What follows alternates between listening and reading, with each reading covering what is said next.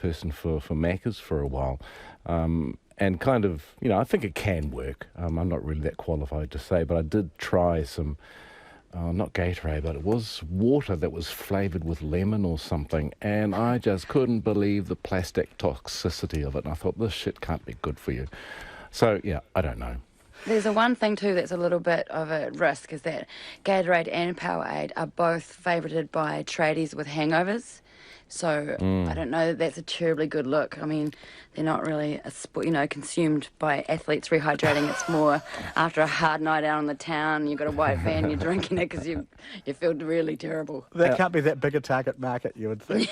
I'm sure it's kind of contributing to, our obesity rates with these kind of additives and flavourings that are in, the things that we drink. Well, that's right. And this is the question, really, which we'll address right now, the ethics of associating the All Blacks with a controversial drink, because it's been controversial in America, with salt and sugar in it. Dr. Lisa Te Morenga is a research fellow in human nutrition at the University of Otago. Good afternoon, Lisa. Kia ora, good afternoon. Kia ora, nice to have you on again. So the All Blacks will promote this drink, and what is it? What is Gatorade essentially useful for, Lisa?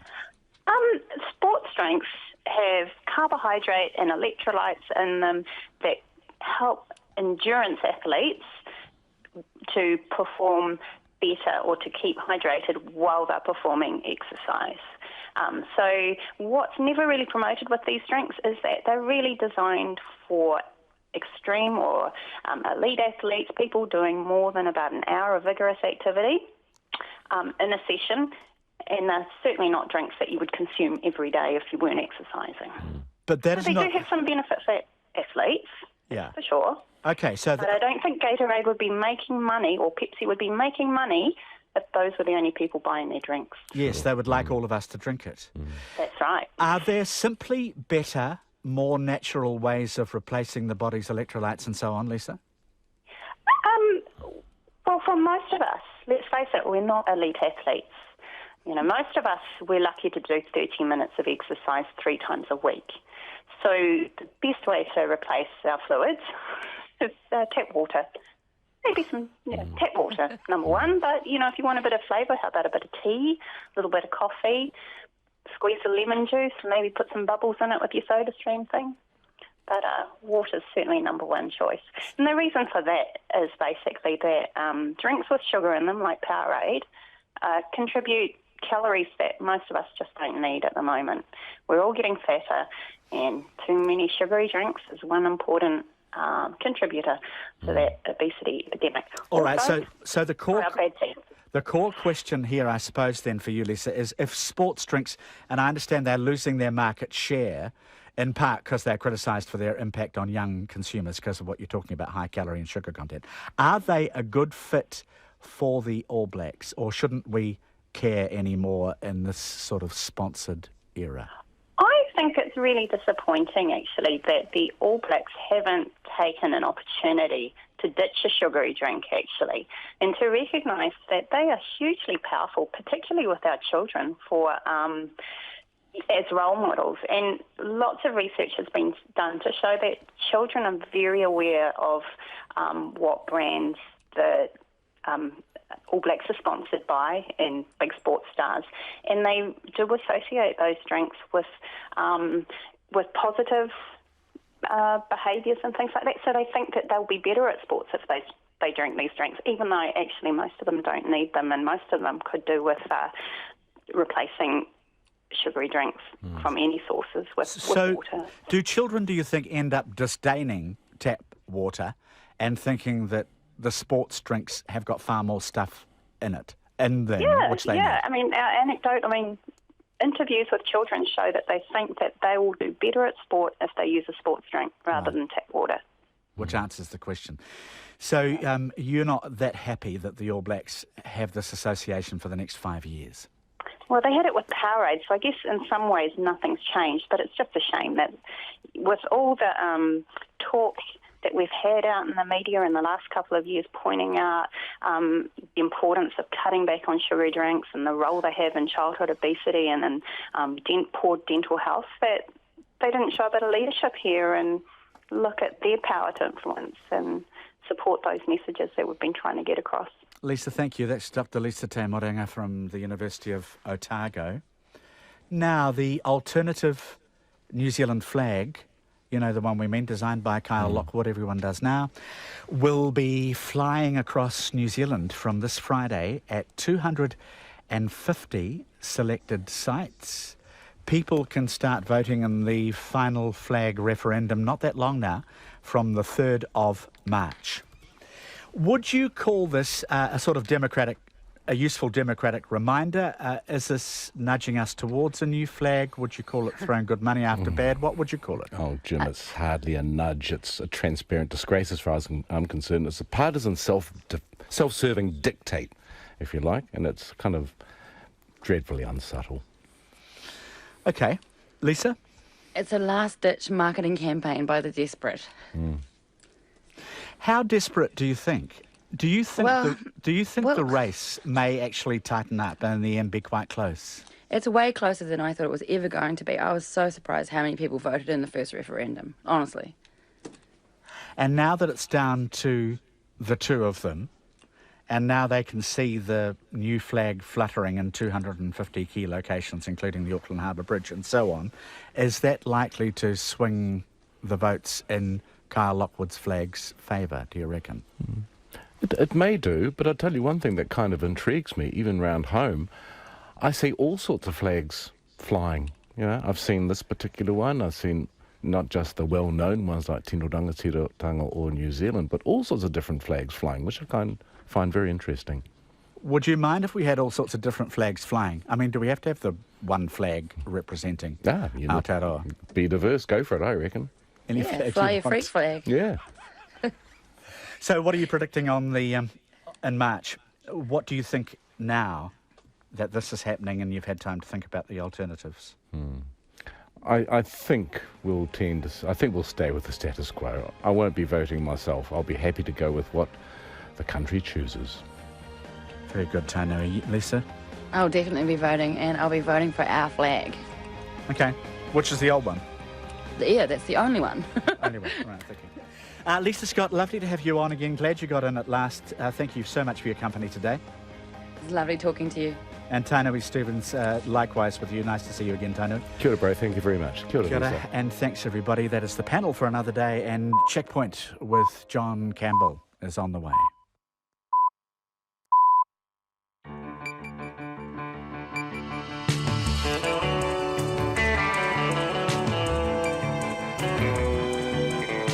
Kia ora everyone, welcome to Checkpoint with John Campbell on RNZ National. We're on the radio as always, screening live on Freeview Channel 50 and streaming live on rnz.co.nz/checkpoint. However you're doing so, thank you for joining us. Tonight, sharing Auckland's housing crisis with the rest of the country.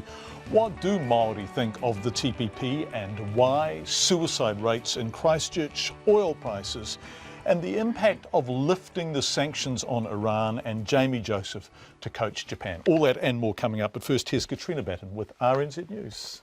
Ngā mihi nui, good evening. A 19-year-old man accused of killing and sexually violating a 69-year-old Auckland woman has appeared in court. Family members found Sean Shu Tian dead in her Te Atatū home last Friday, with a post-mortem finding she endured a brutal, prolonged assault. Carla Penman reports. The arrest last night ended a 5-day manhunt by the police. The 19-year-old, who's facing 3 charges, 1 of murder and 2 of sexual violation, briefly appeared in the Waitakere District Court this afternoon. Dressed in a blue boiler suit, he cursed a number of times during his appearance. He's been granted interim name suppression and remanded in custody without plea to reappear in the High Court on February the 10th.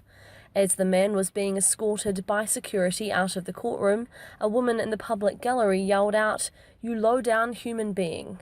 At the Waitakere District Court, Carla Penman. Some beneficiary advocates and politicians are scathing about the government's latest plan to get poor people into new homes. The government is looking at paying those waiting for a house to move out of Auckland to a centre where one is available. Alex Ashton reports.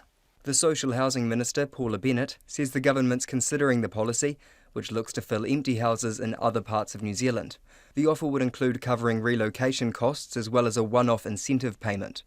The Mangere Budgeting Service Chief Executive, Daryl Evans, says there must be employment opportunities for people if they shift to another centre. He says the cost of moving can be much greater than people realise, and it can also be difficult for children to leave friends and schools behind. The Labour Party says the idea is low-level tinkering by a minister who hasn't got a grip on the housing crisis. This is Alex Ashton. Earthquake-related stress is being blamed for a dramatic spike in the number of suicides and attempted suicides in Canterbury. Last year, there were close to 3,000 suicide-related calls to the police in the region, an increase of more than 50% compared to 2011. The group Mental Health Advocacy and Peer Support provides counselling in Canterbury for those considering suicide. Its General Manager, Sue Rickett, says she's not surprised at the huge increase and says the earthquakes are to blame. They're from across the board. They're people who, live up high on Cashmere Hill, where they've had to shift from pillar to post in order to get accommodation, through to people who are homeless, who are finding that the places that they used to be able to go to are no longer there, or they're full now, and so they actually have to sleep under bridges or in sheds. Sue Rickett says despite the increased workload, there's been no rise in funding for groups such as hers. The Bay of Plenty District Health Board must pay a former health worker more than $8,000 after it misjudged the difference between a casual and permanent employee. Wendy Rahiri's shifts at Tauranga Hospital suddenly dried up after a colleague complained about her. She could work only night shifts because of family obligations, and when she was told she had to switch to mornings so staff could keep an eye on her, she refused. Her shifts dried up when she was warned she could be dismissed. She resigned. The Employment Relations Authority has now found because Ms Rahiri was destructively dismissed. She relied on her regular hours. It said she was essentially a permanent employee and her casual contract didn't matter. Consumer confidence is steady, with people benefiting from low interest rates and job creation. The ANZ Roy Morgan Consumer Confidence Index climbed 3 points to 121.4 this month. A reading over 100 indicates optimism. ANZ Chief Economist Cameron Bagri says the economy gained momentum late last year, with new jobs being created and house prices improving throughout the country. If I look at the backdrop as to how we've started the year, commodity prices have tanked. The global scene and equity markets price action has been terrible, but it looks like the New Zealand consumers have been looking at the domestic story and come to the conclusion that we've still got more ticks on the positive side of the ledger than the negative one. Cameron Bagri says the economy has solid prospects in the months ahead. And activity in the manufacturing sector is at its highest level in more than a year. The BNZ Business New Zealand Performance of Manufacturing Index climbed 1.8 points to 56.7 in December. A reading above 50 indicates expansion. Last month's results marked the highest level of growth since October 2014. A BNZ senior economist, Craig Ebert, says New Zealand's manufacturing industry is looking positive compared with overseas. In sport, the outgoing Highlanders coach Jamie Joseph says turning his back on the defending Super Rugby champions has been the hardest decision of his coaching career. After taking the Southerners to their maiden Super Rugby title last season, Joseph announced he's accepted the role as head coach of the Japanese national side. The 46-year-old says it was a decision he didn't take lightly. I've been very happy at the Highlanders, and obviously in the past 5 years established myself as a coach down here with a good group of players and good group of coaches. So to then turn around and say, I want to go and do something else in another country was an extremely hard decision for myself and also for my family and wife. Joseph will see out the 2016 Super Rugby season as head coach of the Highlanders before linking up with Japan. And you can hear Jamie Joseph's full interview on Checkpoint at 5:20. American 10th seed John Isner and Frenchman Gael Monfils are through to the third round of the Australian Tennis Open after straight set wins this afternoon. It wasn't such a good news for New Zealander and Auckland Classic doubles champion Michael Venus though. Venus and his partner Mate Pavic have been beaten in straight sets in the first round of the men's doubles competition. And the New Zealand Breakers will try to halt a 4-game losing streak in the Australian Basketball League when they take on the Townsville Crocodiles tonight. That's the news. A major arrest. We heard the police helicopters. We sort of sensed that something was going on. There's definitely a sense of relief. Climate change denied. The death of climate change denial. There are people who are willfully ignorant about climate change. Signing the TPP. Māori are almost unanimous in saying we don't think it should be signed at all, let alone that close to Waitangi. Staying ahead. Morning reports with Guy Aspinall and Susie Ferguson. Weekdays from 6. Then on 9 to noon, getting teenagers hooked on Shakespeare. And after 10, Grammy Award-winning, profoundly deaf classical musician Dame Evelyn Glennie. She says she uses her whole body to take in sound. Join me, Lynn Freeman, from 9 to noon after Morning Report on RNZ National. Met Service weather to midnight tomorrow. Northland, showers, some heavy and thundery with localised downpours. Auckland and Coromandel, isolated showers afternoon and evening. Bay of Plenty, Gisborne and Hawke's Bay, north of Wairoa, fine today apart from a few showers about East Cape. Possibly heavy thundery showers from tomorrow afternoon. For the remainder of Hawke's Bay and Wairarapa, fine. Waikato to Wellington, including the central high country, fine and cloudy periods. Nelson, Marlborough and Canterbury, fine with high cloud at times. Buller and Westland, rain, mainly south of Harihari today, occasional rain everywhere tomorrow. Fiordland, rain with heavy falls from midday tomorrow. Southland and Otago, cloudy periods with isolated afternoon showers about Dunedin and Clutha, scattered rain tomorrow morning. And the Chatham Islands, low cloud with periods of fog. It's 5:08. Thanks, Katrina, very much indeed. See you at 5:30. Just a little thing that's been handed to me. The fire service is battling extensive flooding at the Auckland International Airport, with several floors affected, we're told, including the arrivals area. 6 fire engines and 2 specialist units have been sent to assist. The problem, according to a fire service spokesperson, is that a sprinkler or sprinkler system was activated, resulting in the flooding. There have been no reports of injuries. We'll update that and whether there's been any impact on flights as the program goes on. 5:09. Thank you for joining us on Checkpoint. Lovely to have your company. Otara or Amaru. For the 2,000 people waiting for a state house in Auckland, 2,000 is the waiting list, could cash be the incentive needed to make such a dramatic move? Some beneficiary advocates are scathing about the government's latest plans to get poor people into new homes elsewhere. The issue, of course, is in Auckland. Tom Furley reports. Housing New Zealand tenants in the suburb of Otara weren't so keen on the idea of moving further out of the big smoke. We're worried if we move down there, how we can get a job and start again. You know, if you go down there, for me, all my family's in Auckland, so then you'll have to weigh that up as well. Going somewhere that you've never been to before and try and set up would be a lot harder. The jobs are here, technology, children's education, and the people. I think they should just build more houses. There's heaps of land. The government's scheme would give families on the Auckland waiting list relocation costs and a cash incentive to move to a city or town with vacant state houses. The Social Housing Minister, Paula Bennett, says it would mirror the scheme that paid beneficiaries $3,000 to move to Christchurch after the earthquakes. It seems that we've got empty houses around other parts of New Zealand where we know there are employment opportunities, where people could build a really solid foundation and start a new life, and we're just not even giving them that choice at the moment. Cedric Liasso was sitting on the sidewalk asking for money in Otara's city centre. He's moving into a Housing New Zealand home next week, but says there's not much opportunity in Auckland. There's too many people packed in Auckland. They need to spread out. And if North Island's not the answer, then the South Island's the next. Yeah, and if not there, then the next one is next door to Australia. But if Paula Bennett's going to do what she says, then good on her. I hope it works out. That's another hand for providing the service for the people. A state housing tenant and solo father of 2, Daniel Brown, says he'd need certainty before considering such a big move. If I had a job there, there was a stable, steady job full time, definitely I would. I mean, it'd be a nice, comfortable place to raise a family. The Auckland Mayor, Len Brown, backed the scheme, saying it's innovative, but he does have one reservation. Cheap house is one thing, but opportunities for employment for your children and your grandchildren is another. The Mangere Budgeting Service Chief Executive, Daryl Evans, echoes that concern.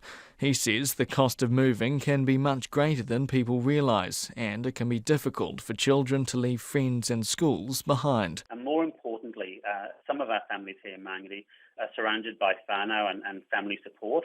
And my concern has always been that when you lose that support, who helps you dropping off the kids before you get to work and picking them up after school? because there's not many jobs that allow you to drop off the kids at 9 and finish at 3 to pick them up. Daryl Evans says many state housing tenants need help in areas like budgeting advice or mental health support, and smaller centres may not be as well resourced as Auckland. The Minister, Paula Bennett, cited Oamaru and Ashburton as examples of towns where tenants may consider moving.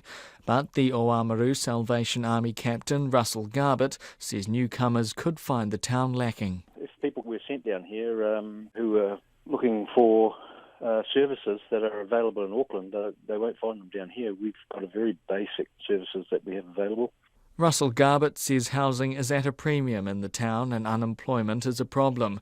He's hoping the Minister does a bit more homework before any real moves are made. In Auckland, Tom Furley. Thanks, Tom. What do they think of this in Oamaru? After 6, we're going to go down there and ask them directly. Gary Kircher, the Mayor, will join us after the news at 6 o'clock. When does a casual worker become something more than casual? With increasing numbers of workers on casual contracts, that's an important question.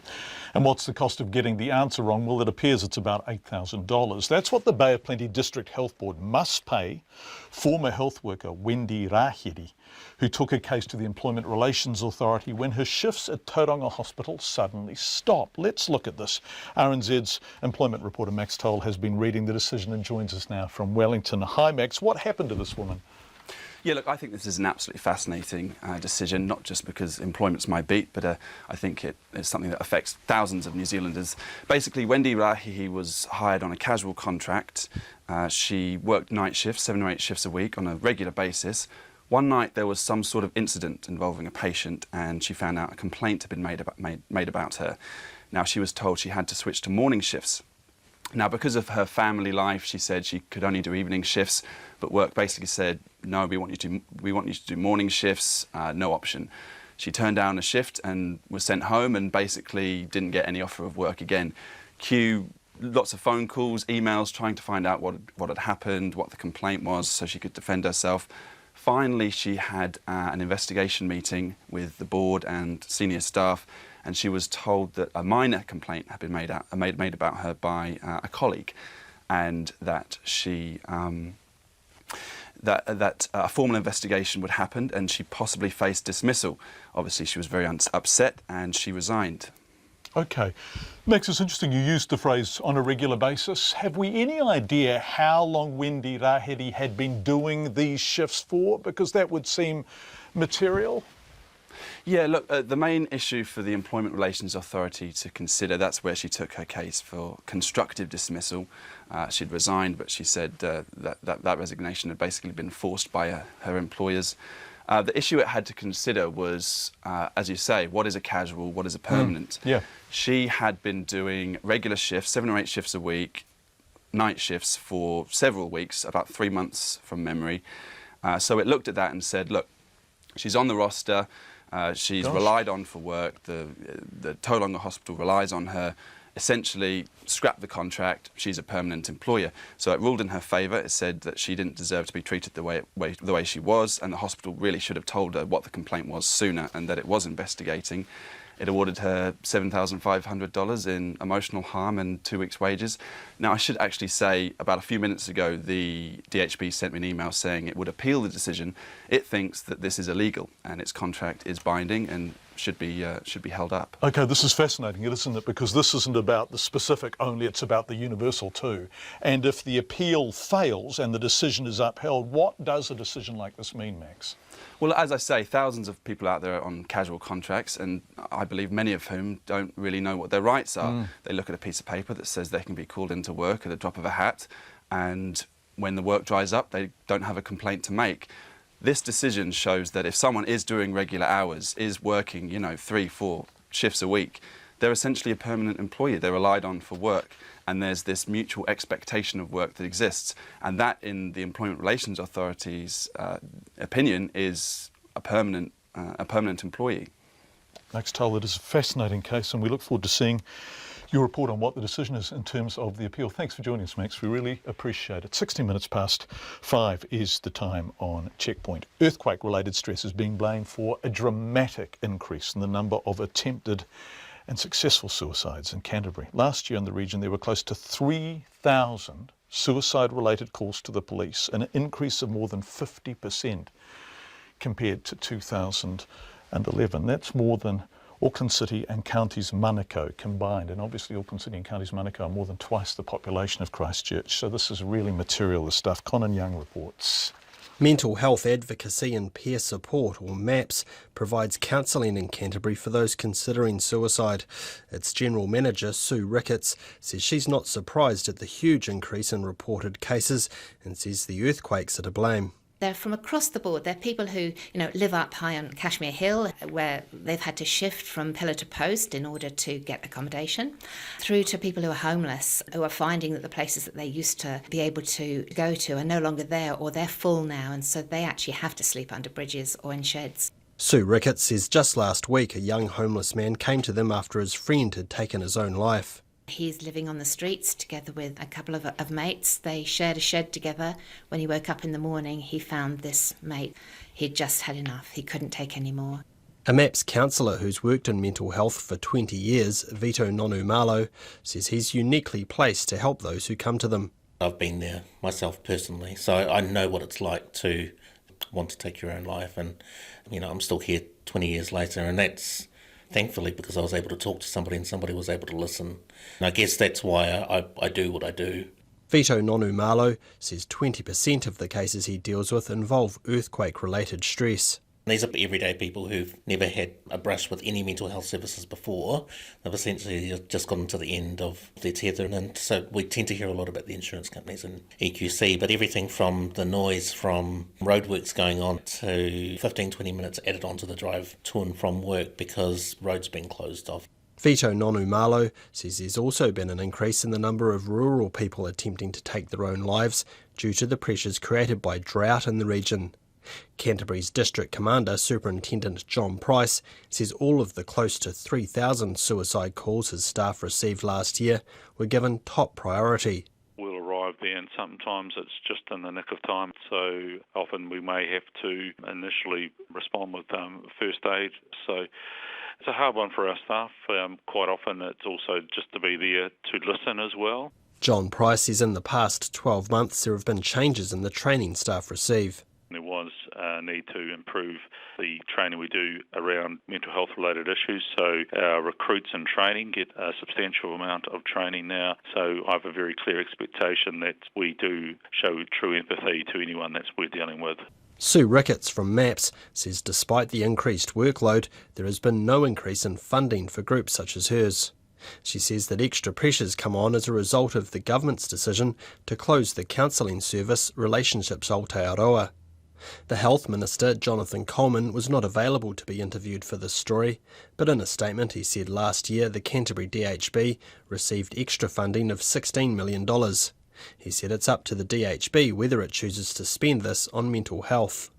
The DHB declined a request to be interviewed. In Christchurch for Checkpoint, Conan Young.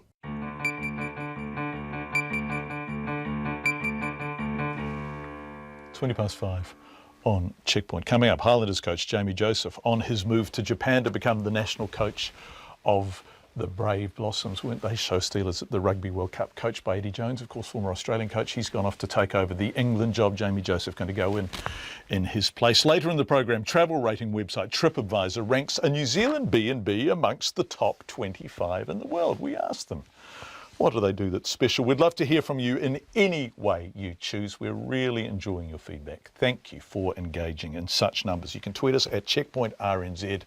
You can Facebook us, Checkpoint with John Campbell, or you can email checkpoint@radionz.co.nz, or if you are so inclined, you can text 2101. Don't forget, you can watch us online at rnz.co.nz/checkpoint or on Freeview channel 50, or you can do what many of you are continuing to do, which is listen in the radio, in your cars, on the way home. We hope the traffic isn't too awful. A man accused of cutting off his electronic monitoring bracelet and going on the run is back behind bars tonight. Matthew Kidman went missing early last Friday morning and was arrested last night when an off-duty police officer spotted him in the Wellington suburb of Northland. He faced fresh charges when he appeared in the Wellington District Court today. Our court reporter Anne-Marie May was at the hearing and joins us now. Nice to see you, Anne-Marie. What are the fresh charges that have been laid? Good evening, John. Well, there were 5 charges laid today. One was that Matthew Kidman had received a stolen Honda.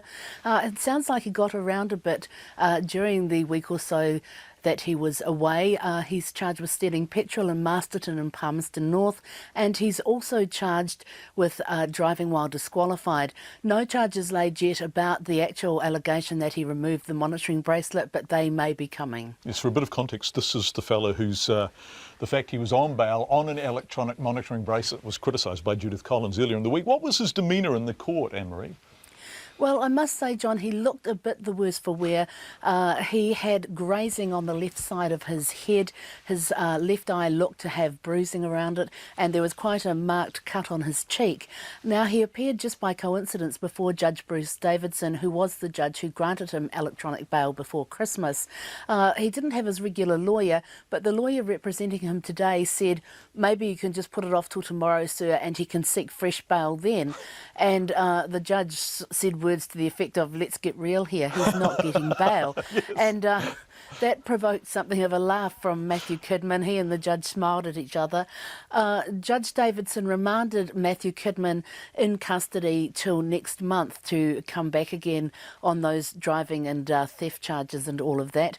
As he left the dock, Matthew Kidman looked at the judge and he said, "Sir, my sister revoked the bail address because he had been bailed to his sisters at Upper Hutt, and he said, I didn't go on a crime spree."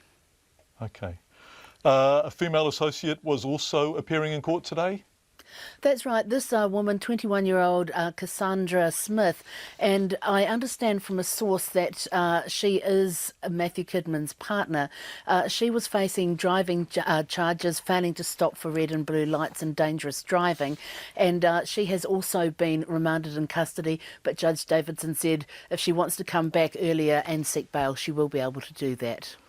Fascinating, reappearing before the same judge. Thanks so much, Anne-Marie. We really appreciate it. Anne-Marie May, our court reporter in Wellington. Let's talk rugby with the time at 24 minutes past 5. Jamie Joseph, former All Black, and the man who coached the Highlanders to victory in last year's Super 15, beating the Hurricanes, lest we forget, is to become the new head coach of Japan's national rugby team, the Brave Blossoms. The Japan team became international darlings when they beat South Africa at the Rugby World Cup. How great was that game? The BBC said it was arguably the biggest upset in rugby union history. Japan hosts the next Rugby World Cup 2019, despite having never made it into the tournament's quarterfinals. Jamie Joseph will have high expectations attached to his tenure up there. So was it a tough decision for him?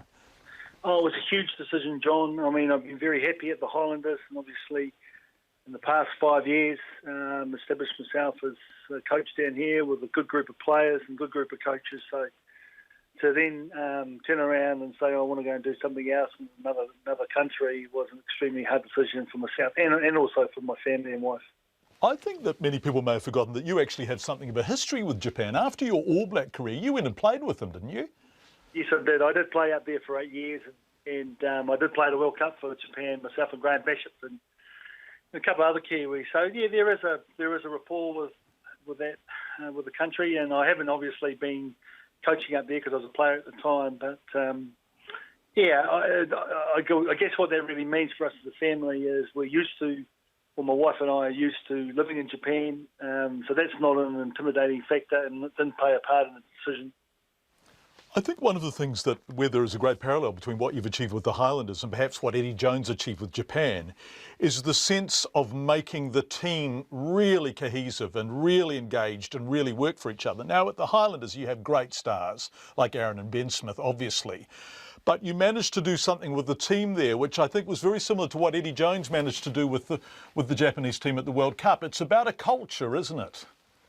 Yeah, that's definitely a part of our coaching philosophy in Dunedin, and I certainly will be taking elements of the Highlander culture to Japan, or given that they're obviously a different culture. And but I guess what you're summarising to me, John, is that the team aspect of everything is the most important, more important than any individual. And the two players that you mentioned in terms of the two Smiths, even though they are some of the best players in the world, certainly buy into that.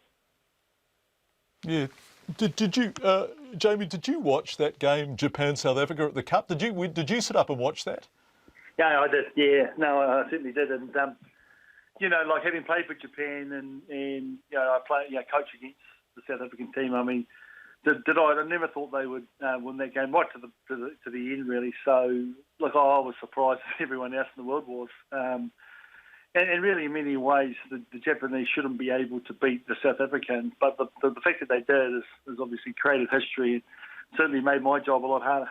Yeah, absolutely, because expectations are now much higher and also much greater public interest in Japan. In terms of getting young Japanese into the game, because it's still very much built on the back of foreign players, in general, the game there, how important is that as part of your role, do you think? I think that's a big part of it, and I think the World Cup is going to play a bigger part in the development or the rugby awareness, if you like, in Japan. But in a country when there's, over 100 million people, and rugby is a very minor sport in terms of the population. So, baseball is a huge sport, and what most young Japanese boys, grow up to want to be as a baseball player, and then there's soccer and other sports as well. So the World Cup is going to play a big part in terms of awareness, but to be the biggest part in terms of getting followership and membership is around being successful as a rugby team, and certainly the national team has its role to play. So that's the challenge ahead, John, and what I'm looking forward to. Yeah, I can well imagine. It's a very exciting challenge, Jamie. Thank you so much for joining us, and congratulations and good luck. No, thanks very much, John. Thank you for your time. Jamie Joseph, who's off to coach the Brave Blossoms, which must be one of the great names in international sport. Let's divert briefly from the news of the day to a story that took our fancy. Illegal rubbish dumping is a nuisance in almost every city you care to name. Lots of it reported in Auckland over the past few weeks. The problem is always finding the culprits. In Peru, there's been what we think is a unique response. They've fitted vultures with GPS tracking devices and GoPro cameras as they seek to eradicate illegal trash dumping in Lima. Here's Reuters reporter Jabino Garay. Littered with numerous illegal dumps, Lima, Peru is no stranger to rivers clogged with sewage and overflowing trash. But there's hope for locals in the capital city looking for a cleaner future. Vultures flying overhead are now policing those dumping illegally down below. The Vultures Detect program has taken flight, and trainer Alfredo Correa says there are 10 GoPro-equipped birds currently flying with video and GPS capabilities. He says locals have taken the scavenger birds for granted, but the initiative, a joint venture between USAID and Peru's Environment Ministry, may change that perception. Generally, the majority of people have a negative view of the vulture, which is associated many times with death and many negative things. They don't realize that vultures play a very important role in nature, especially in Lima, as they're helping a lot to control a large quantity of rubbish we're dumping. Dreaded by locals they may be, the program hopes to portray the birds as heroes as they swoop in to identify those polluting and help clean up the city. 5:30, Katrina standing by with the headlines, or sitting by actually. Getting in touch is something we'd really like to encourage. We'd love to hear from you, particularly if you're a state house tenant and may or may not consider the government's offer to shift for a cash incentive. What do you make of it? We'd love to hear from you. You can comment on our website, rnz.co.nz/checkpoint. Our Twitter address is checkpointrnz, or you can email us checkpoint@radionz.co.nz.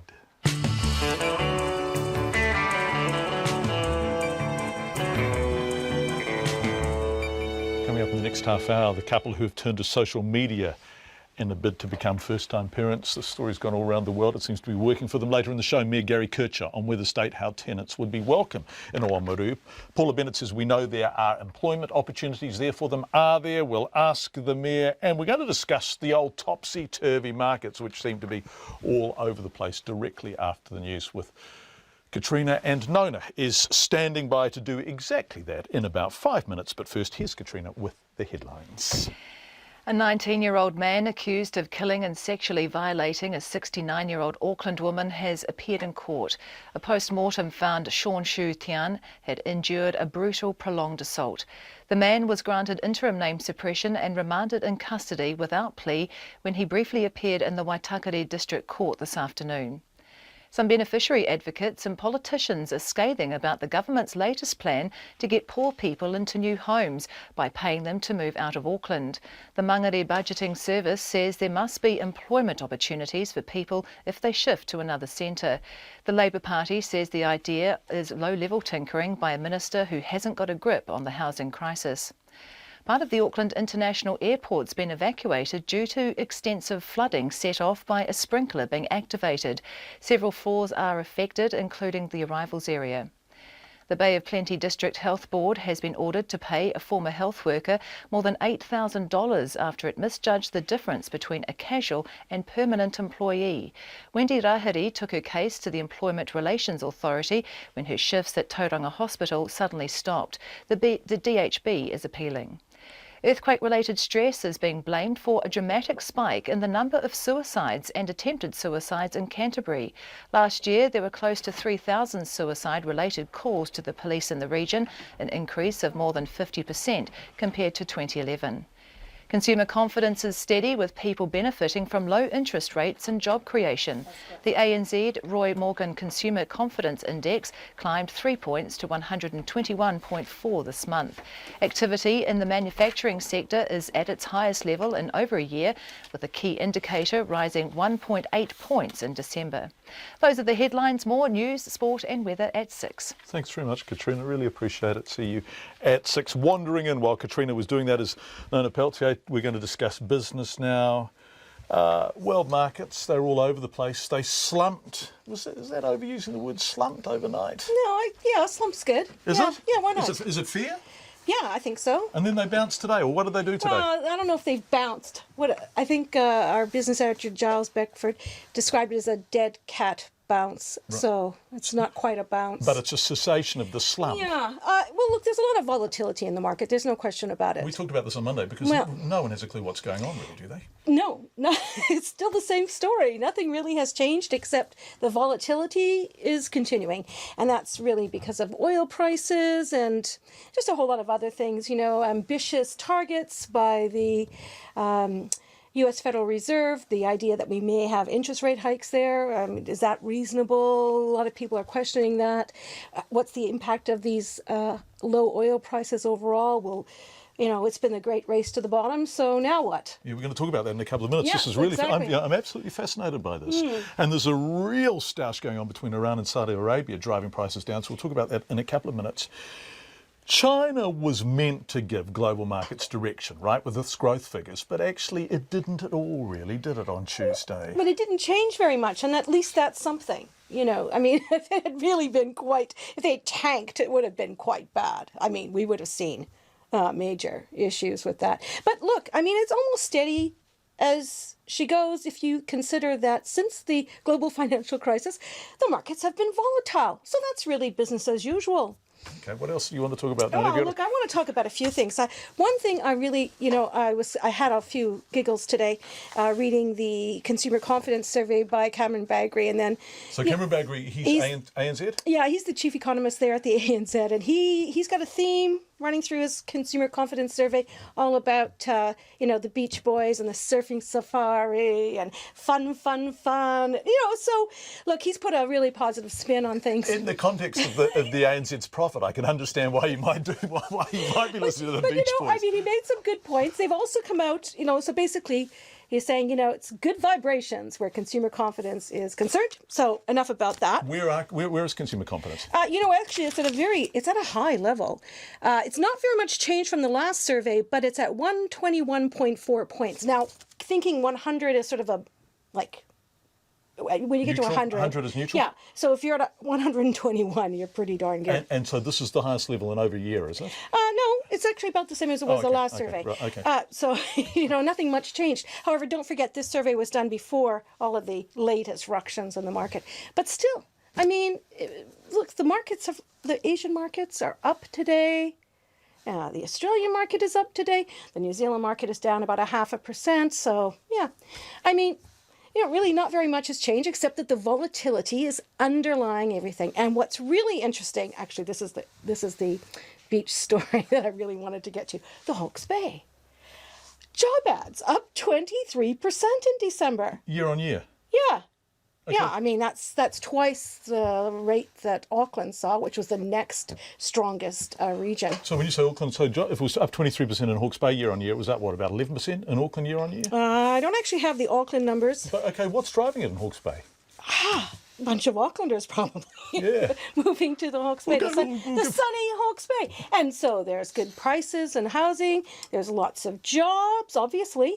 And, but, you know, I mean, some regions obviously didn't do as well. The dairy industry, they don't have a lot of dairy in the Hawke's Bay, so hey, they don't have that big problem. But yeah, so overall, you know, I mean, if you look at the indicators that we saw today, we've got the Performance of Manufacturing Index, which is sort of an index that measures how manufacturing sector is doing. That's doing great. Driven by low oil prices, I imagine, right? Yes, but also they have a lot of new orders. So, I mean, come on, you know, overall, the New Zealand economy has a lot of buoyant economic indicators.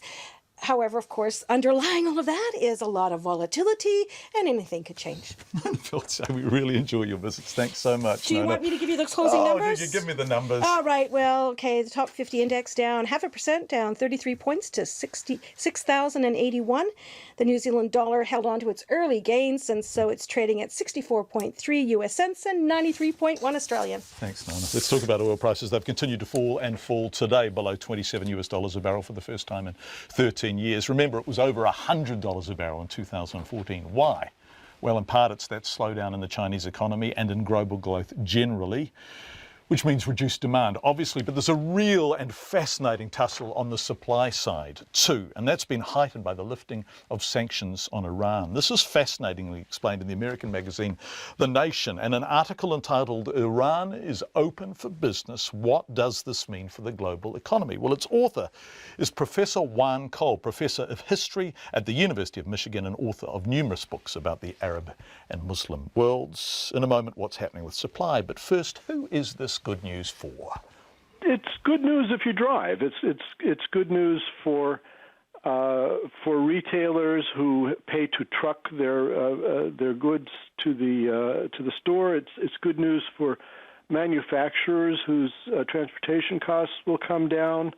It doesn't really affect electricity very much because mostly petroleum is used for transportation. But, you know, airlines have been struggling with these very high prices of petroleum, up $100 American a barrel. It's going to be much easier to make some money in the airline industry now. You also say in this article in The Nation, the whole business has been exacerbated by Saudi Arabia's behaviour. What's been going on in Riyadh? Can you explain that to us? Well, my interpretation of it is that a few years ago, Saudi Arabia began pumping extra petroleum far beyond what it would need to run its economy or keep up its investments. This is called flooding the market, and it did this to hurt Iran and to make it easier to put sanctions on Iran. But now that the market, and it was doing that when the price was very high, now that the market has weakened, China's slowdown has caused a vast reduction in world demand for petroleum. The Saudis are not reducing the amount that they pump. They're still doing 10 million barrels a day. And for them, at the moment at least, they say, it's more important for them to retain their market share. You know, they have bids from various countries, and they want to keep all the same customers and not give up any of them to any competitors. They may also be driving the hydraulic fracturing industry out of business by keeping these prices very low. So for various reasons, they are collaborating with Iran in a way in driving prices down. So a number of things are going on here, and in some respects, in terms of oil prices, it's the perfect storm. Iran is back as a player. Saudi Arabia's behaviour hasn't changed despite that. And over and above that, there is the profound enmity between Saudi Arabia and Iran. Yes, the two of them are engaged in a struggle for control of the eastern portion of the Middle East. Iran had been at some disadvantage in having severe international sanctions placed on its economy. about 1 million barrels a day of Iranian petroleum was taken off the market because the United States and its allies pressured various countries, South Korea, Japan, India, not to buy as much Iranian petroleum, to go to other suppliers. So Iran's economy was hurt. It had less resources. Saudi Arabia, on the other hand, has enormous currency reserves. But now that Iran is being reintegrated into the global economy, some of Saudi Arabia's advantages over Iran are evaporating, and the Saudis are very unhappy about this situation. Can we talk about the wider issues that I don't think the West understand in terms of the relationship between Iran and Saudi Arabia and what you talked about as their battle for control in this region? Who is going to win that and how? Well, of course, it's very difficult to predict the ultimate victor. Iran has some advantages. It is a much larger country demographically than Saudi Arabia. It's 78 million. The Saudis probably only have 20 million or less citizens. And on the other hand, the Saudis have a much bigger arsenal. They have a much more sophisticated air force and have been supplied with very sophisticated military munitions by the United States, Britain, and France. The Iranians don't have much of an air force. They don't have much of a navy. They don't have much of an ability to project force beyond their boundaries. But they have a lot of people, and so they've been sending a couple thousand fighters into Syria, for instance, to prop up the government of Bashar al-Assad. That's a secular government, but it has an alliance of convenience with Iran, and Iran doesn't want it to fall to allies of Saudi Arabia. Professor Juan Cole, you can read the article in The Nation magazine, which is online, an excellent American magazine. Auckland couple Mark Edwards and Christian Newman have turned to Facebook in a bid to start a family. The couple, who've been together for 10 years, are looking for a surrogate so they can become parents. Not unusual, but they've started a Facebook page called Baby Daddy's Looking for a Kiwi Surrogate, and it's going off, I think. Mark and Christian join us now live via Skype. Hi, you two. Nice to have you on the program. So, what sort of response have you had since you posted on Facebook? A pretty crazy response, to be honest. At the moment, I think we have about 100 unread emails. We spent all last night trying to respond to as many people as we could, but we haven't really got through half of it. And so these people are wishing you well, obviously, and saying, good luck and asking questions and all that kind of stuff. What about meaningful offers of a surrogate? Have you heard from people, from women who are interested? Yeah, we have actually. We've had amazing response. We've probably got about 7 or 8 people that we've been chatting to before it actually went on stuff and got an overwhelming response. Since then, as Mark said, about 100 people of unread messages, and those are probably, 30-40% of them would be offering to have the baby for us. So pretty outstanding. It's incredible. Are you looking for eggs as well, or simply the surrogate? Do you have the eggs lined up and you just need the surrogate, or do you need both? We have an egg donor who's a friend. So we're looking for the surrogate at the moment, and we'll be going through the IVF process for that. You considered adoption, didn't you? Because you're so desperately keen to be dads, but it just was too hard, was it? The adoption process is quite lengthy. And in New Zealand, there's actually no countries that allow overseas international adoption. So it is only within New Zealand, and we heard that within New Zealand and particularly in the Auckland region, there was only 5 last year, 5 adoptions, and we made the assumption that most of those probably went to sort of a straight family with the mother and the father. So we thought probably this is a faster option, I guess. You must be really touched by the response. It must be quite overwhelming that people are offering, on the basis of a Facebook posting, to be surrogates, to carry a baby for you. Yeah, I can't believe that there's so many women out there who are willing to put themselves through the childbirth process just for us. Really, it's crazy. Yeah, lovely. And contacted from throughout the world. This has gone completely off, hasn't it? Yeah, actually, there was a lady today that sent a message through. I haven't actually read it. I just saw it pop up on my notifications. If you decide to come to sunny Florida, I'd be more than happy to have your babies. So that's definitely an option. I haven't spoken to Mark about that one, but I'm in for that option. Excellent, you two. Good luck. Good luck on becoming dads. Thanks so much, Mark and Christian, for joining us. We really appreciate it. 13 minutes to 6.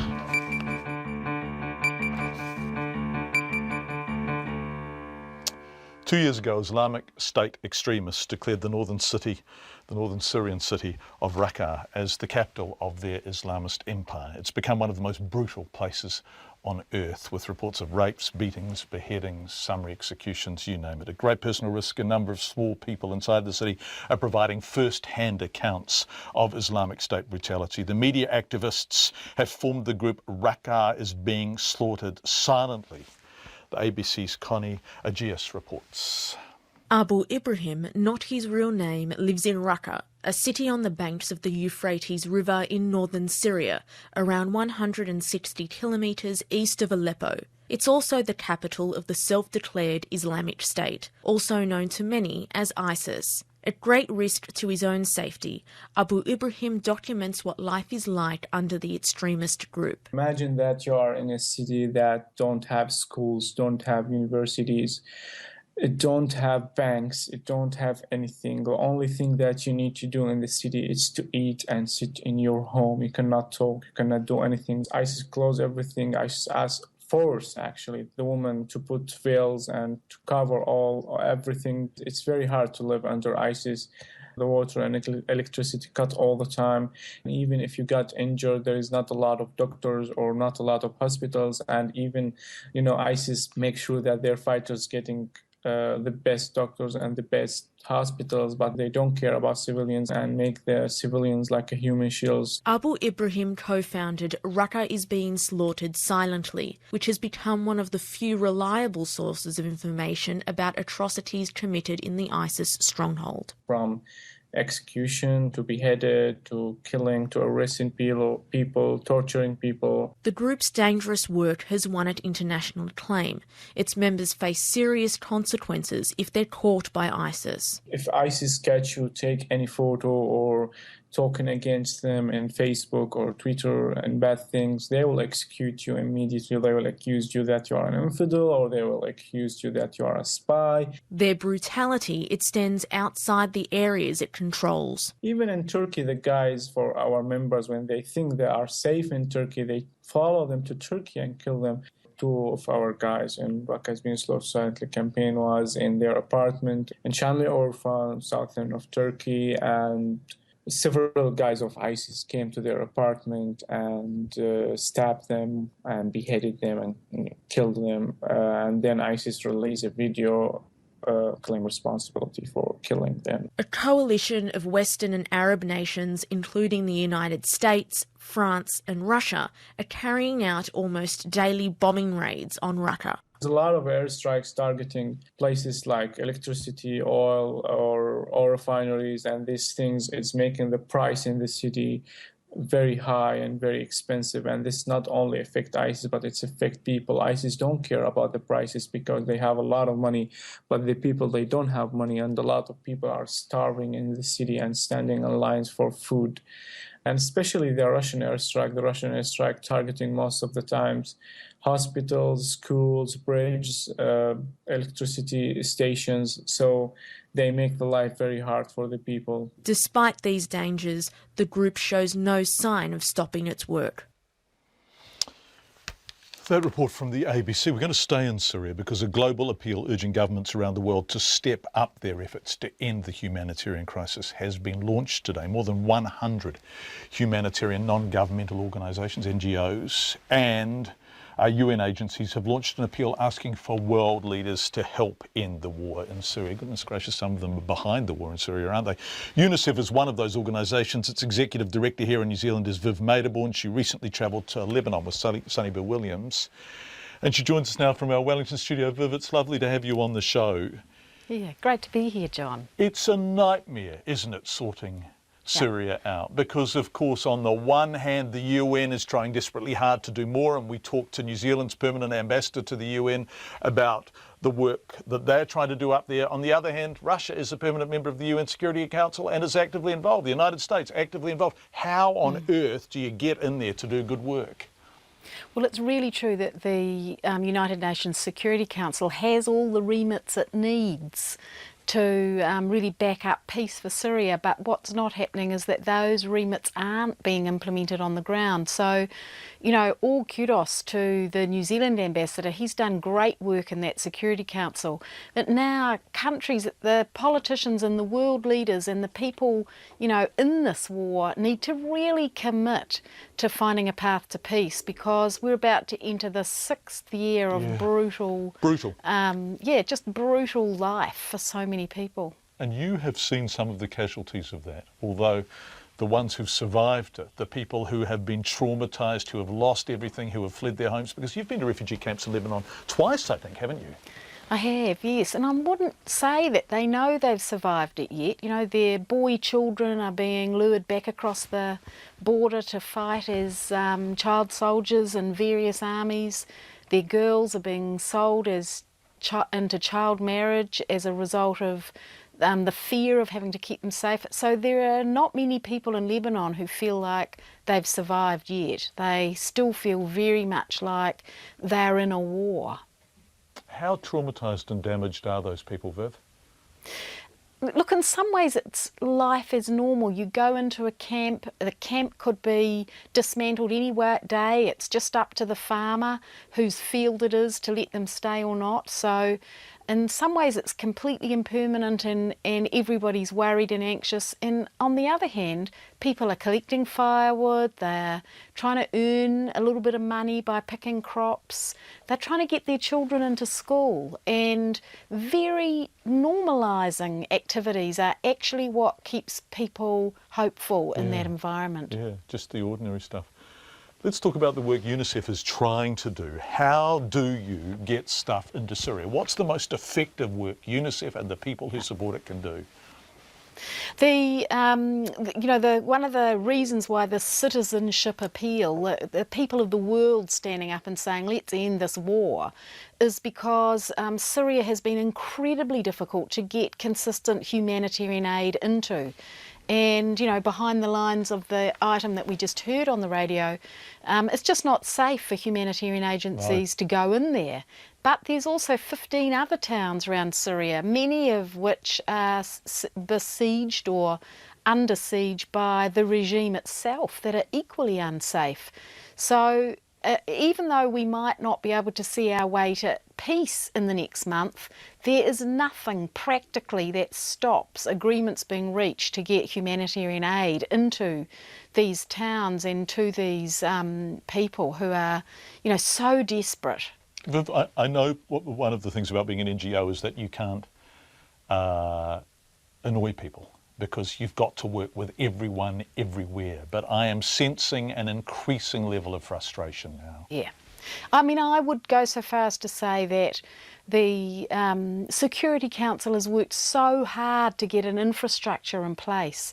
But now we've got to go beyond that, and we've really got to have world leaders step up to the political leadership of ending this war. It's just undescribable that in the 21st century we've got the kind of starvation and deprivation we're seeing.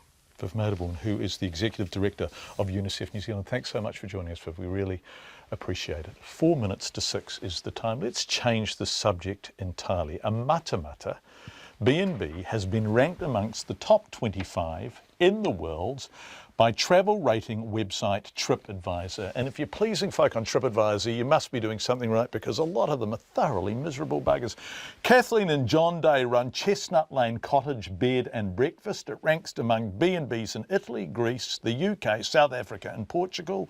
Let's have a listen to some of the reviews. A guest called Linda says, we were greeted by Kathleen with homemade scones and teas. She also offers wine and snacks of tea and scones are not ideal. Another guest says, you feel like you're staying with friends. Lovely hosts, very welcoming and talkative. Beats a hotel any day. It's pretty exciting to be in the top 25 in the world. So Kathleen, who didn't know any of this, any of it until we called her about an hour ago, joins us now. Kathleen, are you there? Hello, John. Hi. Hello, nice to talk to you. Have you got a scone for me? I certainly have. Good. Off on by. Always happy to. We're just so excited. Just after I spoke, with some friends that I had a look on my emails, and yes, here we are. We've got the lovely email from TripAdvisor. Just amazing. Top 25 in the world. Yes, I know. Can't believe it in our little town of Matamata. So you will have queues out the door now. People coming from far away. A B&B is a labour of love. There's not huge money in it, I imagine. No, but you really have to deal with the guests. So do you just ever wake up and think, oh, not today, not making breakfast for some more people, or do you just love it? No, we do. We really enjoy it. I mean, my husband goes out to work in the mornings, but he's here in the weekend to help with breakfast. But no, it's lovely. We've been doing it now for almost 6 years, and we're only small. We can take seven adults, or maybe 6 adults and 2 little ones. So no, it's just wonderful. We have people from all around the world come and stay with us. And can I ask a weird question? How much is it a night to stay there? For 2 people, for a couple, it's $165. So comparable to a motel, right? Well, it is, yes. Yeah, but much more personal. It is, yes. We greet our guests and spend a little bit of time with them, and of course offer them a glass of wine or scones, jam and cream, and breakfast. All of it's included in the price. It is, yes. It is. I think we're about to hire a minivan and head down, Kathleen. And what we just for people who are listening rather than watching, we just saw some lovely shots of the vista. So you're out in farmland, are you? Waikato farmland. It's a beautiful country setting. We're only 4 minutes drive into our little town of Matamata, but it's a lovely rural setting here. We've got an acre and a quarter, so it's very peaceful, quiet, if that's what you like. And people just like to come here and bit of R&R. We're here to talk if they want to. Lovely. Just chatting with, I spend time at breakfast with our guests, and a little bit of perception's good. You can tell if they want to sit and chat or whether they just want to have breakfast alone. But most people like to chat and like to learn a little bit about the country, and it's good for me too because I can learn about other cultures and other lands. So it's lovely. Really enjoy it. Well, congratulations, Kathleen. You run the Chestnut Lane Cottage Bed and Breakfast, and it is ranked as one of the top 25 B&Bs in the world, just announced today by travel rating website TripAdvisor. And that is a tough old crowd to please. Well done, Kathleen. And that's something to be really delighted about. The time is just coming up to 6 o'clock. Jason Mackey sent in saying, excellent piece by Tom Furley on State House tenants balance. Found myself in the very rare position of agreeing with Len Brown's comments. Also, we're going to talk with the Mayor of Oamaru after the news. Here's the pips.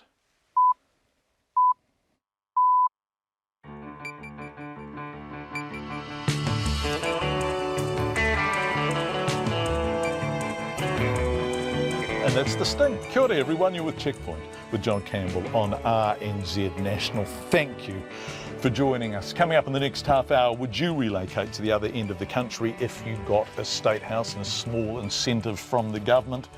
What is the other end of the country, so to speak? Not quite literally. Think of the idea and the perils of binging on junk foods. If you don't eat it during the week, but you have a bit of a splurge on Saturday, what does that do to you? And the not-so-vegan pie, just for a bit of fun, live in the studio. But first, here's the news with Katrina Batten. Ngā mihi nui, good evening.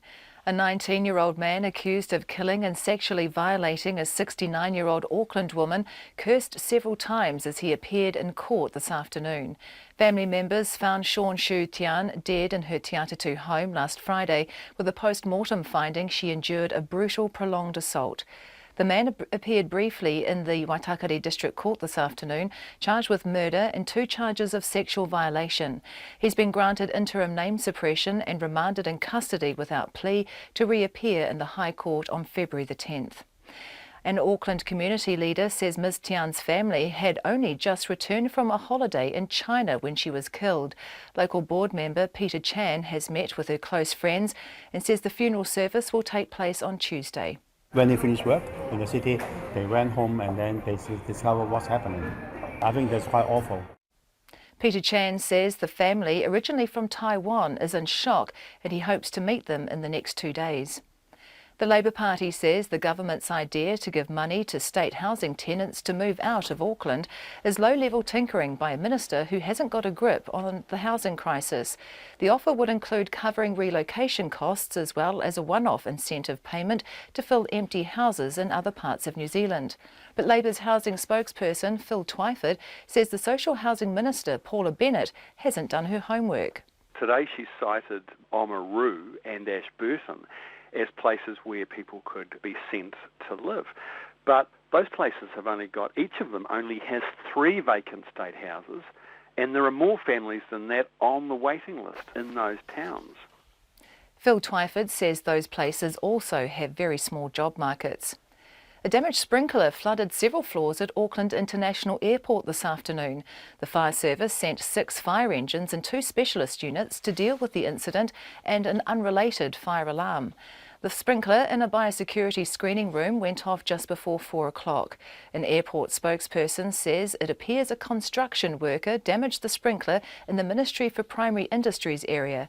The spokesperson says about the same time there was a fire alarm in the international departure area which forced 300 people to be evacuated for half an hour. The spokesperson says no one missed their flights and there are no delays. Earthquake-related stress is being blamed for a dramatic spike in the number of suicides and attempted suicides in Canterbury. Last year, there were close to 3,000 suicide-related calls to the police in the region, an increase of more than 50% compared to 2011. Conan Young reports. The group Mental Health Advocacy and Peer Support provides counselling in Canterbury for those contemplating suicide. Its General Manager, Sue Ricketts, says she's not surprised at the huge increase and blames the earthquakes. She says pressure is coming on people from having to constantly shift while repairs are being carried out to forced homelessness because of a lack of accommodation. Sue Ricketts says despite the increased workload, there has been no rise in funding for groups such as hers. In Christchurch, Conan Young. The Bay of Plenty District Health Board must pay a former health worker more than $8,000 after it misjudged the difference between a casual and permanent employee. Wendy Rahiri's shifts at Tauranga Hospital suddenly dried up after a colleague complained about her, but she's now won her case for constructive dismissal. Our employment reporter Max Toll has more. Wendy Rahiri could work only night shifts because of family obligations, and when she was told she had to switch to mornings so staff could keep an eye on her, she refused. Her shifts dried up and her attempts to find out what the complaint was were ignored. Despite learning the complaint was a minor one, she was told she could be dismissed and so resigned. The Employment Relations Authority has found because Ms Rahiri was relied on for regular hours, she was essentially a permanent employee and her casual contract didn't matter. The DHB will appeal, as it says the decision isn't based on legislation or practice. This is Max Toll. Astronomers say there's a strong possibility another planet exists in the far reaches of our solar system. It's been called Planet 9 by researchers at the California Institute of Technology, who found solid evidence of an object with a mass about 10 times that of Earth orbiting the Sun. Professor Konstantin Batygin is one of those Caltech researchers. In terms of physical appearance, it's probably a sibling of Uranus and Neptune, the 2 ice giants of our solar system. We believe that this planet was constructed actually out of the same material as Uranus and Neptune around the same time. Konstantin Batygin in Pasadena, California. The planet likely takes between 10,000 and 20,000 years to orbit the Sun. In sport, the new head coach of the Japanese rugby team, Jamie Joseph, admits his new role will come with a lot of pressure. Joseph announced today he's ending his 5-year coaching stint with the Highlanders, which included last year's Super Rugby Championship title, to become the head coach of Japan. The former All Black and Japanese international told Checkpoint most young men in Japan follow baseball or football, while rugby is still relatively unknown. The World Cup is going to play a big part in terms of awareness, but the biggest part in terms of getting followership and membership is around being successful as a rugby team, and certainly the national team has its role to play. Jamie Joseph will see out the 2016 Super Rugby season as head coach of the Highlanders before linking up with Japan. The Belarusian 14th seed Victoria Azarenka and Serbian 20th seed Ana Ivanovic have breezed through to the third round of the Australian Tennis Open after a straight sets win this afternoon. Unfortunately, New Zealand's presence at the tournament has now ended. The Auckland Classics double champion Michael Venus and his partner Mate Pavic have been beaten in straight sets in the first round of the men's doubles competition. And the Dunedin rider Brad Evans has won Stage 2 of the New Zealand Cycle Classic in Wairarapa today. Evans, who won the 2015 Tour of Tasmania and Tour of Southland, claimed line honours in the 136km stage by just a bike length ahead of runner-up Alex Frame. That's the news. Tonight on Nights, remembering Jack Boddy, one of this country's leading classical composers until his death last year. But we're not remembering him in New Zealand. Megan Collins tells us about a concert they gave in his honour in China. I wonder if they paid this old TV theme, which will go nicely with this week's cultural ambassador, Kate Mead, talking about a few new classical releases. On Nights with me, Brian Crump, bringing it closer to home on RNZ National. Met service weather now to midnight tomorrow for Northland. Showers, some heavy and thundery with localised downpours. Auckland and Coromandel, isolated showers in the afternoon and evening. Bay of Plenty, Gisborne and Hawke's Bay, north of Wairoa, fine today apart from a few showers about East Cape. Possibly heavy, thundery showers from tomorrow afternoon. For the remainder of Hawke's Bay and Wairarapa, fine. Waikato to Wellington, including the central high country, fine and cloudy periods. Nelson, Marlborough and Canterbury, fine with high cloud at times. Buller and Westland, rain, mainly south of Harihari today. Occasional rain everywhere tomorrow. Fiordland, rain with heavy falls from midday tomorrow. Southland and Otago, cloudy periods with isolated afternoon showers about Dunedin and Clutha. Scattered rain tomorrow morning. And the Chatham Islands, low cloud with periods of fog. It's 6:08. Thanks, Katrina. Have a lovely evening. I will, thank you. We should also point out, having spoken about the best B&B, that the Dairy Private Hotel in Queenstown was also a winner. It's ranked number 10 in the top 25 small hotels in the world category. They'll be pretty stoked too. Right, we've been talking a lot about this, both in the news and on the program. Housing, would cash payments encourage people waiting for a state house to shift thousands of kilometres away. Thousands, Auckland to Oamaru.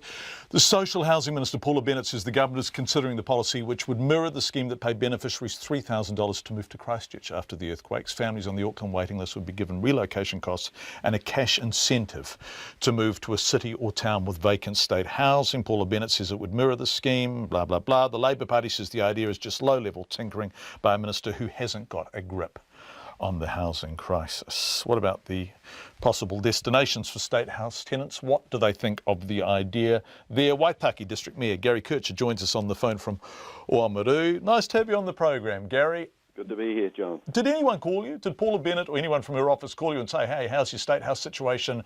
Can you handle people down there? Have you got jobs for them? Was there any of this kind of discussion that took place? Not directly with the council. I'm sure that they've had a stock take on what they do have available, but as far as the overall implications and so on, certainly we haven't been involved in that discussion. Okay, what is your state housing stock in Oamaru like? Have you got empty ones sitting around, desperate for tenants? I believe there certainly has been some empty ones. We don't have a large number of them, but they have been undersubscribed for a while there. Whether that's still the case, I don't know. And in terms of work, I looked at your regional unemployment rate. It's low. So are there employment opportunities there? Absolutely.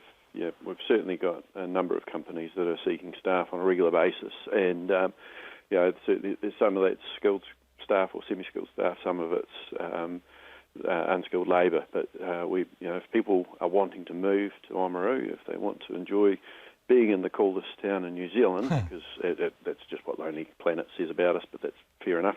If they want to be in a place like here, you actually do have a great lifestyle, and obviously it is more affordable. But the big concern is we don't want to be the dumping ground for the overflow of Auckland. We actually want good, productive people. We certainly hear about people in Auckland travelling half an hour to go to a job where they could be doing the same job and getting the same money in a place in the South Island like the Waitaki District and be 5 minutes from work. So how do you Mia Kircher, how do you feel about this idea? What was your response to it when you heard it? Overall, I think the initiative is fine. The big concern is, who's going to come. If they're coming for work and so on, we absolutely welcome them with open arms. They want to be part of our community, part of our economy, contribute socially and so on. That's great. If they're coming because it's simply a cheap place to live on a benefit or whatever, we don't necessarily have all of the services that are available in the larger centres, and that's something that they need to be mindful of. But certainly we're looking to grow. We are growing our population despite ongoing trends or predictions that say we should be declining, and that's true for a lot of the South Island regions. Certainly our neighbours to the north and to the south are all looking for people to come to them. So it's a good idea. I imagine the government seeing it as one of one of the tools in the toolbox. But when it comes down to it, we want people. We've got a large Pacific Islands community, as Paula Bennett, I believe, pointed out, and we already have a good number of them talking to their relatives and friends and so on in Auckland, and have been moving them down. It is working as far as that goes, and I think we've now got a Tongan community that depends on the figures that you use, but certainly over 1,000 people across in Oamaru. We're used to that migration internally, and we do welcome it when it comes for the right reasons. Gary Kircher, Mayor of the Waitaki District, thanks so much for joining us. Gary, live on the phone from his home in Oamaru. The 12-nation TPP trade deal is to be signed in Auckland on February 4th. That's 2 days before Waitangi Day. The timing is coincidental, but perhaps material. Ngāpuhi elder Kingi Taurau says the signing is a breach of the treaty. Is it? Well, the government says no emphatically, but a new report on the TPP, in part written by a senior lecturer in law from Victoria University, argues the TPP doesn't contain sufficient protection of treaty rights. To look at this and at Māori attitudes towards the TPP, this report is from Shannon Haunui-Thompson of RNZ's Te Manu Kōrehi. The government says the TPP will add at least $2.7 billion a year to the New Zealand economy by 2030, but it hasn't received much support amongst iwi and hapu across Aotearoa. Hami Piripi, the chairperson of Te Runanga o Te Rarawa, says a lack of consultation has made many Māori suspicious, and he gets more information about the trade deal from Australia than from New Zealand. It does worry me and worries us when you are not considered safe enough to share information with. And why would that be?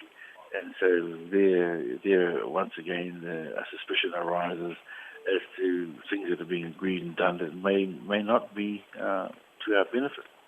Mr Piripi says some business-savvy iwi can see the possible benefits of the deal, but others aren't in that sphere.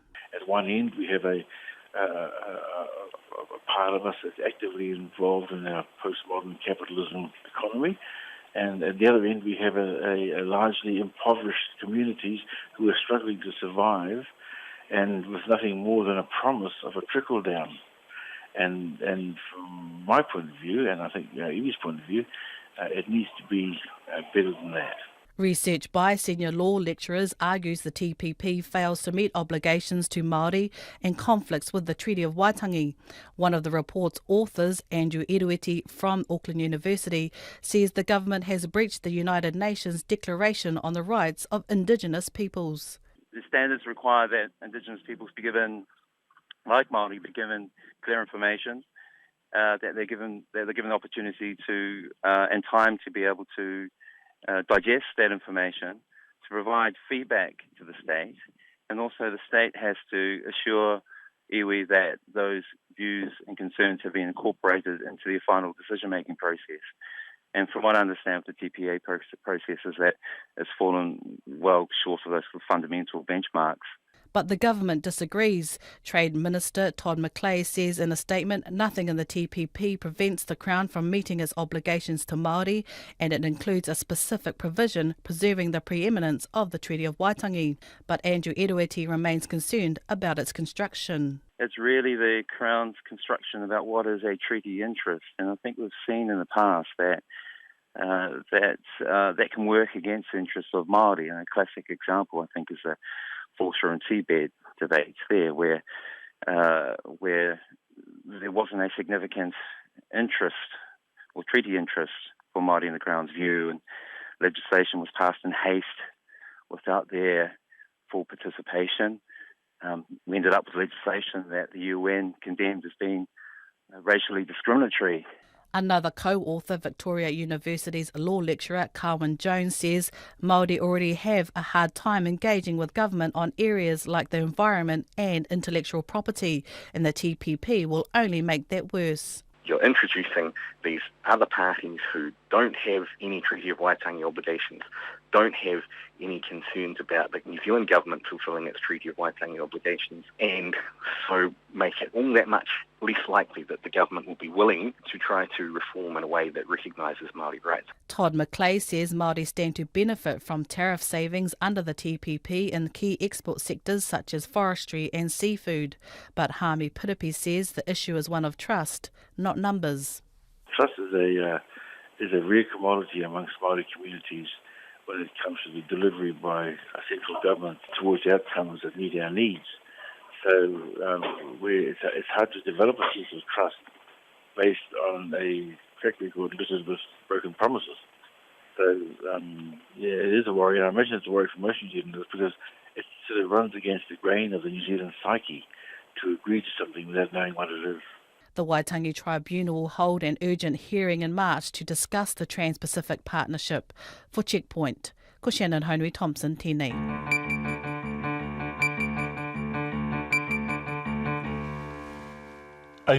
"6 is the time on Checkpoint. Coming up on World Watch PM, which begins at 6:30 with John Greaves. Indonesian police tighten security across Bali after a warning of a terror attack, and the northeastern United States brace for a blizzard. Those stories and more on World Watch, which is now 30 minutes from 6:30 till 7. Let's talk sport with our Auckland sports reporter Matt Chatterton.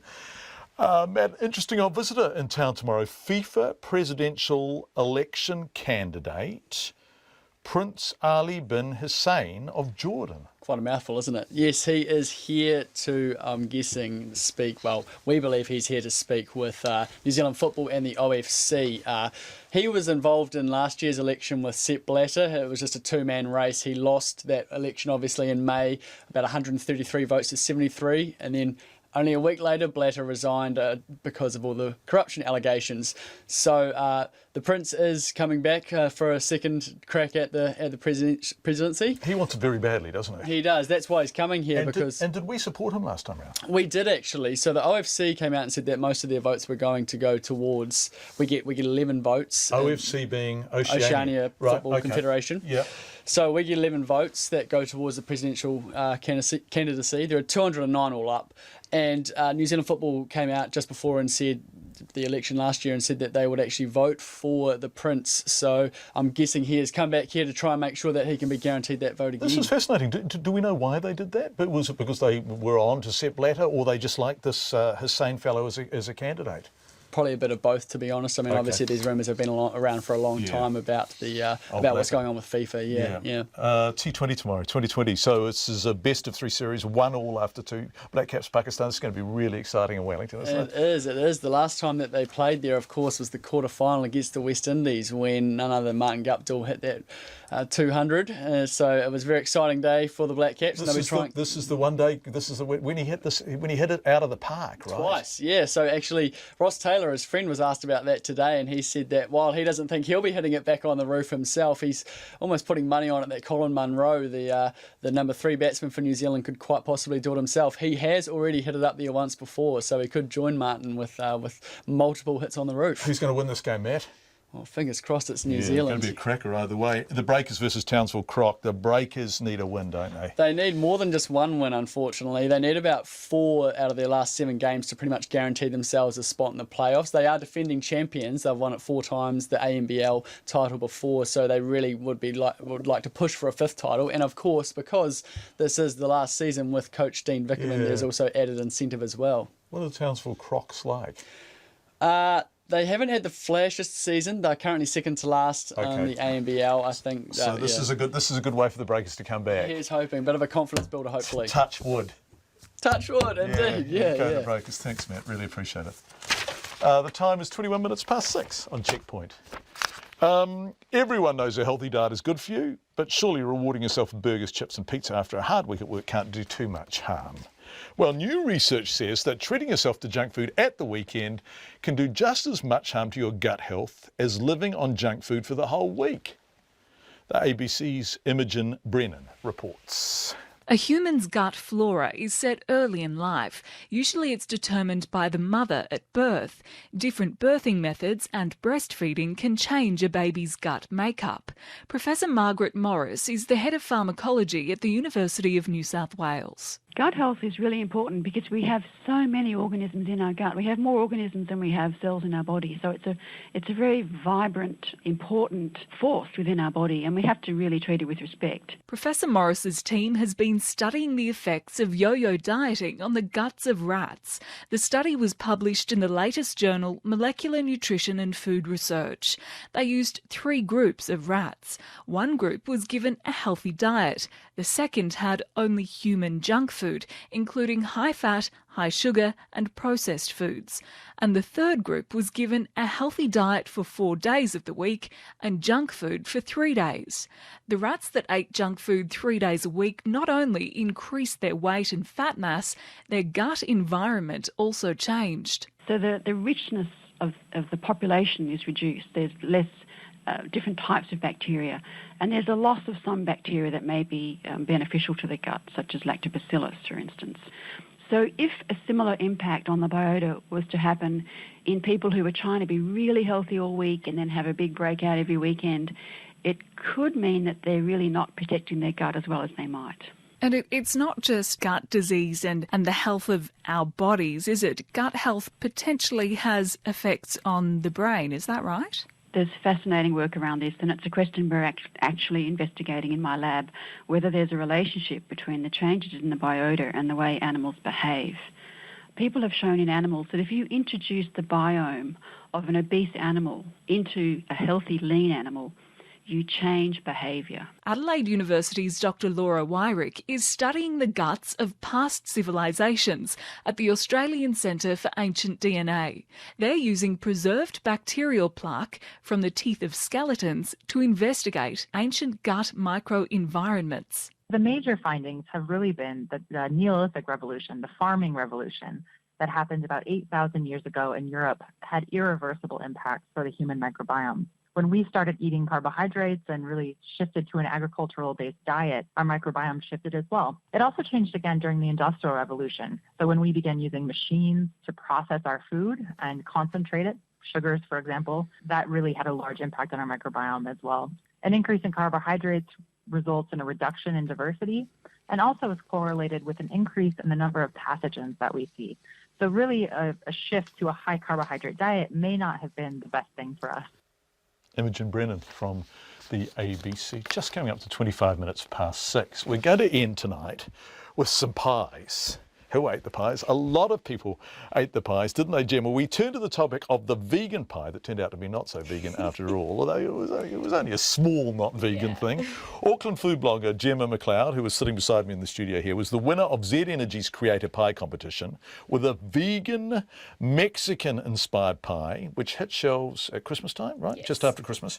It turned out the pastry contained an additive called E920, which is made from ground-up chicken feathers, which if you're a vegan is just a disgusting thought.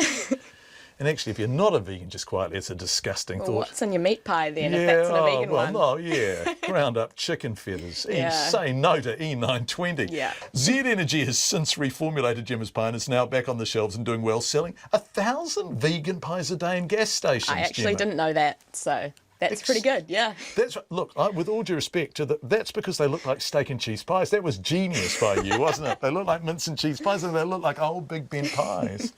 How on earth did you win a competition to get vegan pies into gas stations? Well, there were so many vegans entering that particular competition, and so I think 4 out of the top 5 were all vegan. So, I mean, go figure, of course, one of them's going to was the vegan community kind of deciding to... Oh, yeah. We were all making sure to vote every day and Just keep it going. As a way of kind of proselytising on behalf of the magnificence of vegan food. Exactly. It's not that bad, really. I mean, if you can have a pie. Yeah, well, it smells great. So what's in it? It's kind of Tex-Mex inspired, so beans, corn, all that kind of stuff. I think there's kurma or potato in there. Yeah. Yeah. And so so how did people taste them to vote for them? They didn't. They just looked at the ingredient combination and decided whether they liked it or not. And so are they good pies? I think they're good, yeah. Okay. And so you must have been devastated to find there was... Because actually, let's not joke about this. If you were a vegan, the notion of eating ground-up chicken feathers is really appalling. Well, yes and no. I mean, obviously, actually eating chicken feathers is disgusting, but at the same time, it's brought so much awareness as to what is in your food, you know, and it just happened to come out through a vegan pie, and everybody likes to attack vegans, so... But, yeah. Why does everybody like to attack vegans? Because we're a minority. Every minority gets attacked, don't they? And I guess we're a country that farms for a living, right? So okay. So Gemma, this is the question that you're going to have to answer live on the wireless. And there's 3 minutes to go, so there's no screaming out of this. How was there E920 in your pastry? Well, you'd have to ask Z that, because I'm not entirely sure. I had nothing to do with the processing of the pastry. Oh, right. So you just came up with the recipe? Yeah, for the filling, yeah. Okay. So if this is just bog standard flaky pastry, is E920 in lots of the pastries we buy? It must be. Yeah, I mean, they didn't think it was non-vegan in this particular one, so I'm sure it is in pretty much every other petrol station pie or Big Ben, whatever you're going to buy. Okay. Is it tough to change? Is it tough to persuade people to just try vegan food? I mean, for example, if you handed someone this pie, they're just going to grab it and munch it, aren't they? Yeah. If you hand them this pie and say it's vegan, are they going to sort of stop and think about it and say a polite no thanks? Maybe men, not so much women. Right. So there's real gender differences, is there? Yeah, absolutely. Yeah. Okay, shall we have one together? Should we try a pie together? I don't know what. Elizabeth Alley, who is a stalwart, a magnificent stalwart of Radio New Zealand, one of the great Radio New Zealanders, sort of sent in an email on Monday night saying how she was enjoying the show, but I don't know what she'll think of meeting a gas station pie. It's very good. It's pretty convincing, the pastry is, isn't it? Like, yeah.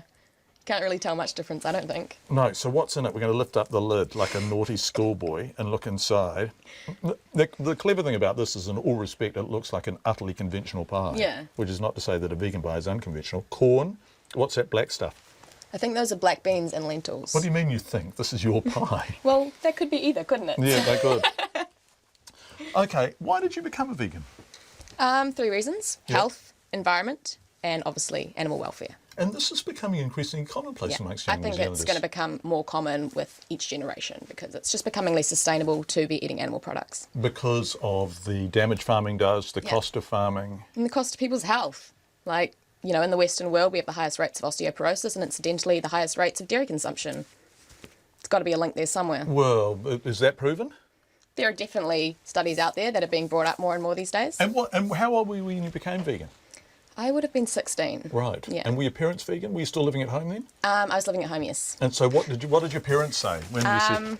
I don't think they really noticed. I just kind of did it slowly. I'd been vegetarian for a long time. Well, you make a delicious pie, Jenna. Seriously, it's really, really good. Thank you. Unbelievable, the vegan pie at a gas station. Thanks so much for bringing the pies in. I'm sure that they will be munched up by everyone in the control room. Let's have a shot of the control room so we can see the people who are about to eat the pies. And there they are. Who ate the pies? The control room ate the pies. There's Bob. Bob! That's unfair. Time for World Watch. You're listening to RNZ National, where it's 6:30.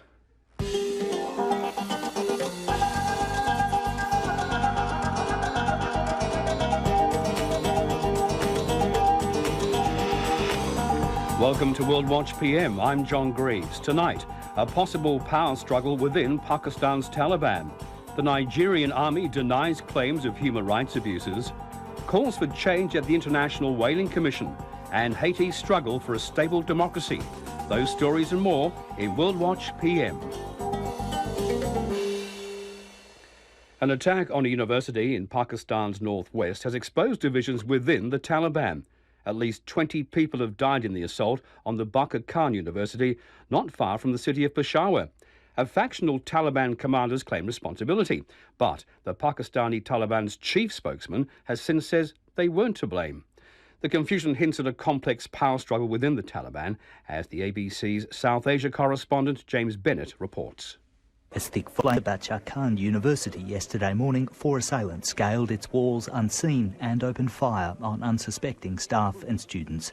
The majority of those killed, according to authorities, were pupils. This man says there was so much panic, his friend leapt from a campus building. The building is very high, he said, yet he jumped from it because he was so scared. We saw the militants chanting, Allah is greatest. Police later said all the 4 militants were killed before they could detonate explosive vests. The university is named after a Pashtun figure whose role in Pakistan's birth as a country is divisive. Former Pakistani government security advisor and diplomat Musharraf Zaidi says targeting the institution is a clever move aimed at distracting the nation from the bigger picture. One of the objectives I would imagine of targeting this university in particular would be that obviously the terrorists want there to be a debate about everything except the terror. You see this as a classical divide and conquer play? Absolutely. The more that Pakistanis are divided among themselves, the better it is for the terrorists. Bacha Khan University is around 30 kilometres from Peshawar, the site of the deadliest Taliban attack in recent memory, in which 134 school students were massacred in 2014. University of Western Australia Pakistan scholar Dr. Samina Yasmin has studied the Taliban's role in Pakistani politics for years. Speaking from Pakistan, she says the Taliban's continuing targeting of educational facilities can't be ignored either. Muslim identity and Pakistani identity, all of them are being questioned by these people. Now, one thing that we have to be very careful about is that we shouldn't assume that all the militants agree with this policy, but those who have perpetrated that, they obviously are using it to continue their own agenda. One Pakistani Taliban commander, Umar Mansour, was yesterday quick to claim responsibility for the atrocity. Later, the Pakistani Taliban's chief spokesman denied the group was to blame. Dr. Yasmin says infighting amongst rival factions is partly responsible, but also says ISIS recruitment of would-be radicals, previously the Taliban's monopoly, is also a factor. Given the developments taking place in Iraq and Syria and the rise of ISIS, these new alignments are really creating fissures within Tehrik-e-Taliban Pakistan. Both analysts agree Pakistan, Afghanistan, India and moderate Taliban elements need to develop a better way of continuing discussions through inevitable violence if they want genuine progress towards peace. James Bennett reporting. Indonesian police have tightened security across Bali after authorities received a warning about a terror attack on the island. That may be a hoax, but jittery police are clearly worried about the risk of a follow-up attacks to last week's Jakarta bombing. The ABC's Indonesia correspondent Adam Harvey reports.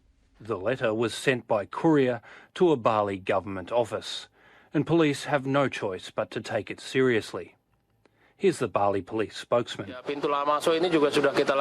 We've increased the security on the entrance gates of Bali, doubling the security, especially at the ports and the airports.